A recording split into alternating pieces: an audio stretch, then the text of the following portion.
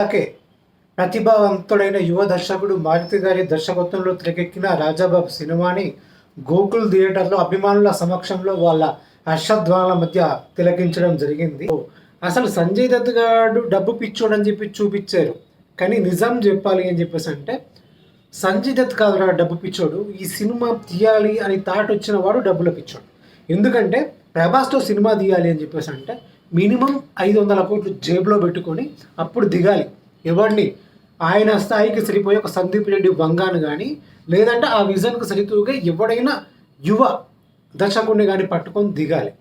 అసలు క్రింజుకి మారు పేరు ఇప్పుడు వచ్చిండు అనిల్ రావుపూడి. అంతకుముందు ఎప్పటి నుంచో క్రింజ్ అనే పదానికి పర్యాయ పదంలా ఉండే మారుతిని తీసుకొచ్చి, పోనీ ఆ క్రింజు సినిమాలు తీసే ఫామ్లో కూడా లేడు కదా, ఫామ్ కోల్పోయి రిటైర్మెంట్కు సిద్ధంగా ఉన్న ఒక వ్యక్తిని తీసుకొచ్చి ప్రభాస్ అనే ఆనిముత్యాన్ని ఆయన చేతిలో పెట్టి ఆడియన్ అభిమానుల ఎమోషన్స్తో ఆడుకోవాలనుకున్న ప్రొడ్యూసర్ థాట్ నిజంగా విలనీ థాట్. పాజిటివ్ల గురించి మాట్లాడితే నిజంగా ప్రభాస్ చూడముచ్చటగా ఉన్నాడు.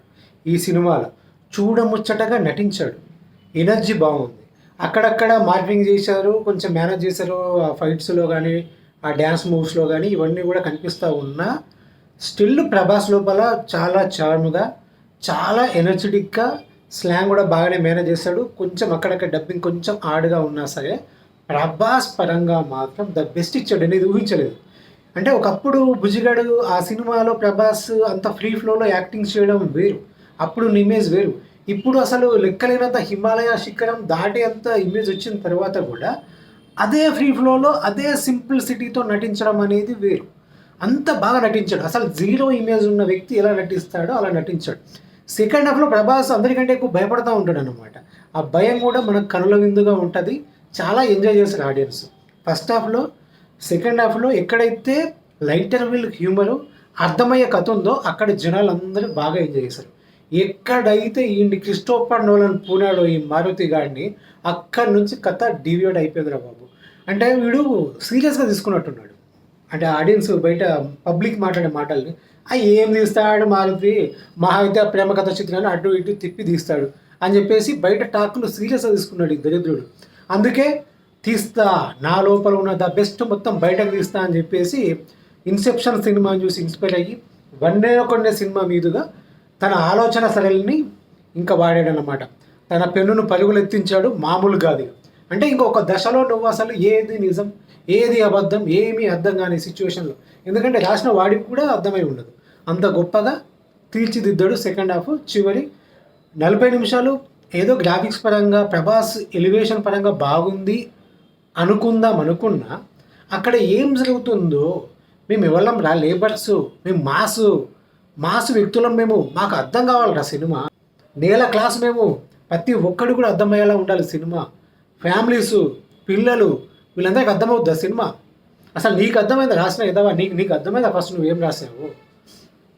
అసలు సినిమాని మంచి ఎలివేషన్స్ జనాలు బ్రేక్ ఇవ్వడానికి రెడీగా ఉన్నారు. అదే తొక్కలో కామెడీ, అదే క్లింజ్ కామెడీ, అదే ప్రేమ కథ చిత్రాన్ని తిప్పి ఇటు కొట్టినా సరే మా ఆవిడ సినిమాకి మినిమం 800 కోట్లు ఇద్దామని చెప్పేసి ఉత్సాహంగా ఉబ్బలాటంగా పొద్దున్న అలారం పెట్టుకొని లేచి మరీ వచ్చాడు రా యువ ప్రేక్షకులు. అలాంటి ప్రేక్షకులందరినీ నీరసంతో బయటకు సక్సెస్ఫుల్గా పంపించడంలో సక్సెస్ అయ్యాడు ఈ మేధావి. ఇంకా చివరల్లో ఏ ఫిలిం బై మారుతి ఫిలిం అని వేసుకున్నాడు. ఆ గుండె, ఆ గట్స్ అసలు ఎలా అన్నా ఇది? అంటే నువ్వు నిజంగానే నిన్ను ఎవడన్నా హిప్నటైజ్ చేశాడు? ఆ ఫ్యాంటసీలో ఉన్నావా నువ్వు? లైన్ ఎంత క్రింజ్ లైన్ అది అందరికీ కూడా తెలుసు.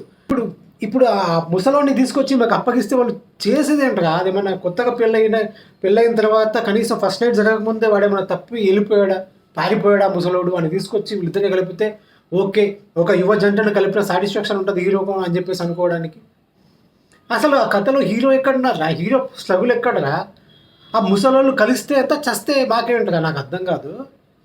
వాళ్ళ కోసం నువ్వు సినిమా తీయడం ఏంట్రా? దానికోసం 300 కోట్లు పెట్టడం ఏంట్రా బాబు? అసలు నేను నిజంగా సినిమా చూస్తానా లేకపోతే నేను కలగంటున్నానా? నేను నిజంగా సినిమా చూస్తానా? నిజంగా వీడియో అప్లోడ్ చేస్తానా? నిజంగా మీరు వీడియో చూస్తున్నారా? కింద కామెంట్లలో వ్యక్తం చేయండి. నాకు అసలు డౌట్ వస్తుంది. లేదా ఇంకా నిద్రలోనే ఉన్నాను. ఇప్పుడు నేను మాట్లాడేది పిచ్చిగా అనిపించవచ్చు, కానీ సినిమా చూసిన ప్రేక్షకులకు అర్థమవుతుంది ఎందుకు నేను ఇలా మాట్లాడుతున్నాను. చివరిగా ఒకటే చెప్తున్నా, నాయన పవన్ కళ్యాణ్, ప్రభాస్ మీరిద్దరు కూడా మిమ్మల్ని చూస్తే భారతంలో కర్ణుడు గుర్తొస్తూ ఉంటాడు. మీ సినిమాలు రిలీజ్ అవుతున్నప్పుడు మహాభారత యుద్ధం గుర్తొస్తూ ఉంటుంది.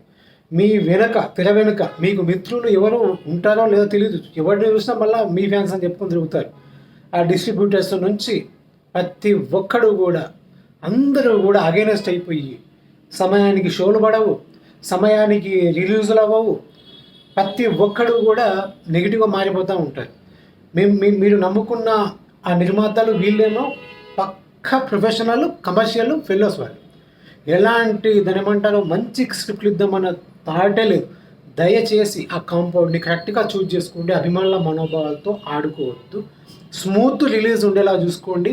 అలాగే మీ స్థాయి వేరు, ఆ స్థాయికి తగ్గ సినిమాలు చేయండి. కావాలంటే చాలా లేట్గా సినిమాలు వేసినా పర్వాలేదు. దయచేసి ఇలాంటి తొక్కలో సినిమాలు వేసి అభిమానుల సమయము, ధనము, వాళ్ళ మనోభావాలు దయచేసి దెబ్బతీయకండి. ఒక మీటర్ ఉంటుంది మీ సినిమాలంటే, ఆ మీటర్ అందుకునే మ్యాటర్ ఉన్నోడిగా సినిమా ఇవ్వండి దయచేసి. దాని ఏమంటారు humble request from your fans.